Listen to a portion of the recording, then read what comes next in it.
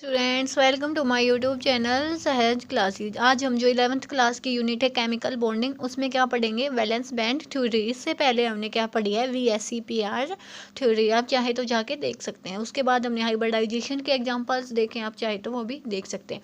ठीक है, तो वैलेंस बैंड थ्योरी ने क्या बोला था, इसके लिए एक एग्जाम्पल लेके चली थी।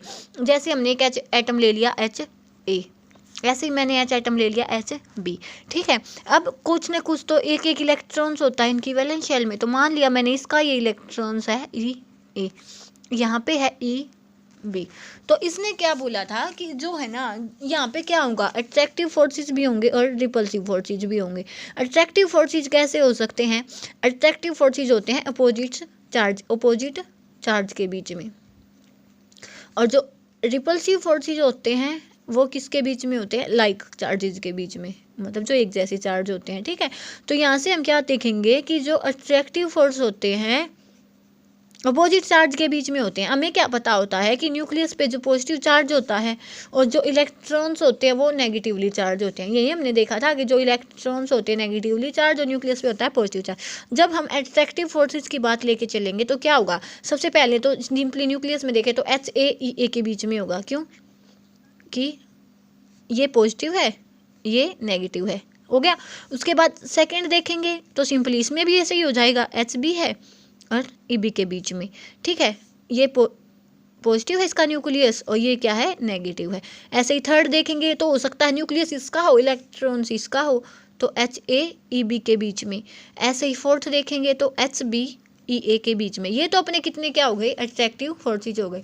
लेकिन साथ में यहाँ पे क्या है, रिपल्सिव फोर्सेज भी हैं। रिपल्सिव हमने क्या देखा, लाइक के बीच में होंगे। लाइक मतलब कौन से बचते हैं यहाँ पे, EA EB, और साथ में क्या है, HAHB। लेकिन जब हमने ये देखा तो इस थ्योरी ने क्या बोला कि जो अट्रैक्टिव फोर्सेस है ना वो बहुत ज़्यादा थी, तो रिपल्सिव फोर्सेस उससे ओवरकम हो गई। मतलब अट्रैक्टिव ज़्यादा होने की वजह से ये HA और ये HB आपस में कंबाइन होकर इन्होंने क्या बना लिया, H2 मोलिक्यूल बना लिया, जो बहुत ही ज़्यादा स्टेबल होता है। तो सिंपली इसमें यही बताया था कि कोई भी मोलिक्यूल है उसमें टू टाइप्स के फोर्सेज होंगे, अट्रैक्टिव भी होंगे, रिपल्सिव भी होंगे। जो अट्रैक्टिव होंगे वो अमाउंट में बहुत ज़्यादा होंगे, ज़्यादा होने की वजह से वो रिपल्सिव फोर्सेज को ओवरकम कर लेंगे। ओवरकम करने की वजह से जो मॉलिक्यूल है अपना वो स्टेबल हो जाएगा, कंबाइन हो जाएगा, उसकी एनर्जी होगी वो कम हो जाएगी। ठीक है, तो यहाँ से हमने देखा, क्या देखा कि A एंड B लेनी है, कि जिसकी न्यूक्लियाई है NANB, तो HAN की जगह में NANB भी लिख सकते हैं। इलेक्ट्रॉन्स उसके EABB। तो जब अट्रैक्टिव फोर्सेज होंगे तो किन के बीच में होंगे, उनके आपस के इलेक्ट्रॉन्स के बीच में और साथ में ही अपोजिट इलेक्ट्रॉन्स के बीच में। ऐसे रिपल्सिव फोर्सेज हो गए।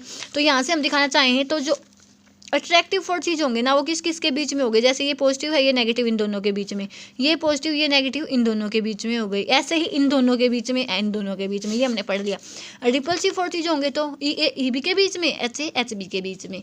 तो लेकिन जो अमाउंट थी ना, मैग्नीट्यूड था, वो अट्रैक्टिव फोर्सेज का बहुत ही ज़्यादा था, किससे, रिपल्सिव फोर्सेज की बजाय। इसलिए जो अपना H2 मोलिक्यूल्स है वो बन जाता है और जो वो स्टेबल भी होता है। ठीक है, ये तो हमने देख लिया कि जो वैलेंस बैंड थ्योरी थी अपनी क्या थी। अब हम देखेंगे कि इसके बेसिस पे ही हम बॉन्ड एंथैल्पी को कैसे दिखा सकते हैं। बॉन्ड एंथैल्पी की हम डेफिनेशन देना चाहें तो क्या होगा, देखो ये दो H एटम्स थे, ये HA था ये HB था, इन दोनों ने कंबाइन होकर जब H2 मोलिक्यूल बनाया है तो उस टाइम पे जो भी एनर्जी इन दोनों के बनने से, ये जो अपना मोलिक्यूल बना है इसके बनने से जो एनर्जी रिलीज होगी उसको हम क्या बोलते हैं, बॉन्ड एंथैल्पी। तो किसको बोलते हैं बॉन्ड एंथैल्पी, कि दो H मोलिक्यूल्स के मिलने से जितनी भी एनर्जी रिलीज हुई है उसको हम क्या बोलेंगे, बॉन्ड एंथैल्पी। अब हमें क्या पता है कि जो स्टेबिलिटी होती है वो एनर्जी के इन्वर्सली होती है, कि जितनी ज़्यादा स्टेबल होगा तो उतनी ज़्यादा एनर्जी कम होगी। तो हम यहाँ से क्या बोलेंगे कि जब H2 मोलिक्यूल बना है तो उसकी एनर्जी तो लो होगी।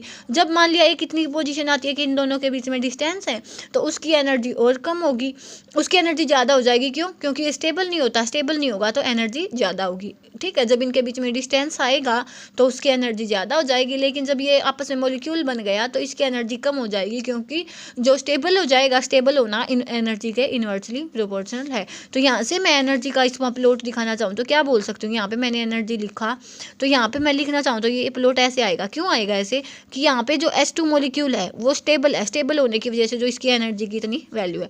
लेकिन जब मैंने इनके बीच में डिस्टेंस दिखाया थोड़ा तो उसकी एनर्जी क्या हुई, ज़्यादा हो गई। क्यों, क्योंकि स्टेबिलिटी कम हो गई। ठीक है। तो हमने क्या पढ़ा है मेनली कि एक HA न्यूक्लियस Hb, उसके बाद हमने उसके अट्रैक्टिव फोर्सेस देख लिए, उसके रिपल्सिव फोर्सेस देख लिए, उसके बाद अट्रैक्टिव फोर्सेस ज़्यादा होने की वजह से वो क्या ओवरकम हो जाते हैं, तो जो अपना क्या होगा न्यूक्लियाई अप्रोच कर लेती हैं, बॉन्ड बन जाता है। ठीक है।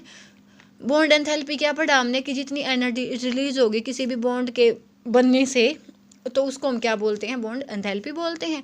उसके बाद हाइड्रोजन मॉलिक्यूल होगा वो ज़्यादा स्टेबल होगा हाइड्रोजन एटम्स की बजाय। तो यहाँ से हमने देखा कि ये मॉलिक्यूल है, H2 का मॉलिक्यूल है, H2 मॉलिक्यूल इसीलिए स्टेबल है, इसकी एनर्जी कम है। ऐसे इनके बीच में डिस्टेंस आया तो जो मॉलिक्यूल है वो आपस में एटम्स में बदल गया कि एक HA एक Hb, तो उस टाइम पर जो इसकी एनर्जी है वो ज़्यादा हो गई। तो यहाँ से हम क्या बोलेंगे कि जो H2 मॉलिक्यूल है वो ज़्यादा स्टेबल है तो लो इन एनर्जी है, लेकिन जब मॉलिक्यूल्स एक दूसरे से अलग चले जाते हैं तो उनकी स्टेबिलिटी तो डिक्रीज हो जाती है, साथ में उसकी एनर्जी होगी वो इंक्रीज हो जाती है। तो आज हमने क्या देखा है कि वैलेंस बैंड थ्योरी क्या होती है और बॉन्ड एंथैल्पी क्या होती है। उसके बाद मिलेंगे हम एक नई वीडियो के साथ। आज के लिए इतना ही। Thanks for watching.